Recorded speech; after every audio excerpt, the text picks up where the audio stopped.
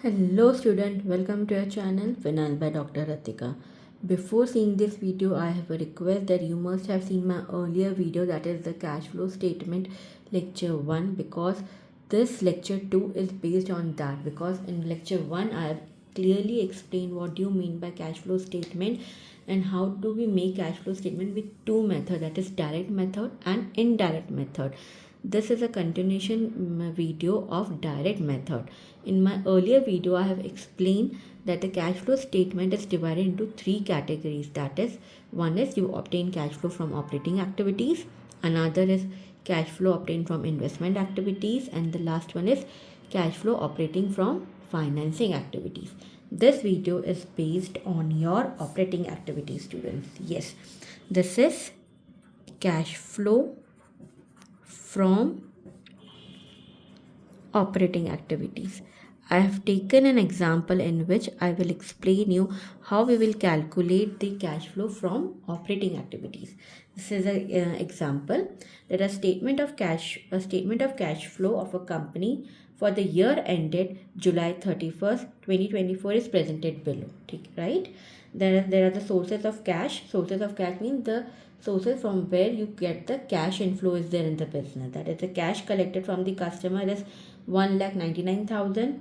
Rental receipt is of 1,000. Sale of capital stock is 75,000. Then total sources of cash is 2,75,000. Then the uses of cash, that is outflow of cash, we have a purchase of 1,20,000.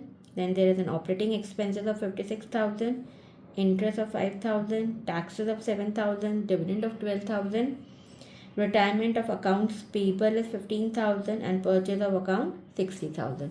Now you are required to find out the net cash provided for operation. That is, you have to calculate the cash flow from operating activities. So student, it is not compulsory that all the items will be included in operating activities. Here there are few items which are categorized under investment activities and finance activities. Operating activities are related to basically your cash receipt and your cash outflow. Cash receipt is basically from your sale of your inventories, like sale of your jo bhi merchandise, that's a sale. Then your debtors is there, your account receivables are there. These are your cash receipts. And cash payment is your purchase of goods. If you have purchased something, then there's accounts payable, creditors. So these are your cash payments. So now we will start with this. Then we will first write here cash collected from customer. This is your operating activity, this one. So first we will write here, this is cash collected from customers is 1,99,000. Correct, students? Rental receipt is not your operating activities. Sale of capital stock is another not your operating activities. These both may be classified under investment or financing activities. Right, students? So operating activities only you will have cash collected from customers. Fine. Now we will see the cash payments. What are the cash payments we have made? Okay. Purchase of merchandise for resale. Yes, this is a cash payment. So we will have purchase of merchandise for resale. This is 1,20,000. Okay. This is operating activity. Operating expenses is another your operating activities, but students, so we will write here operating expenses of 56,000. Interest is not your operating activity. It may be classified under your financing activity. So this is not. Taxes, yes, but we will take it afterwards.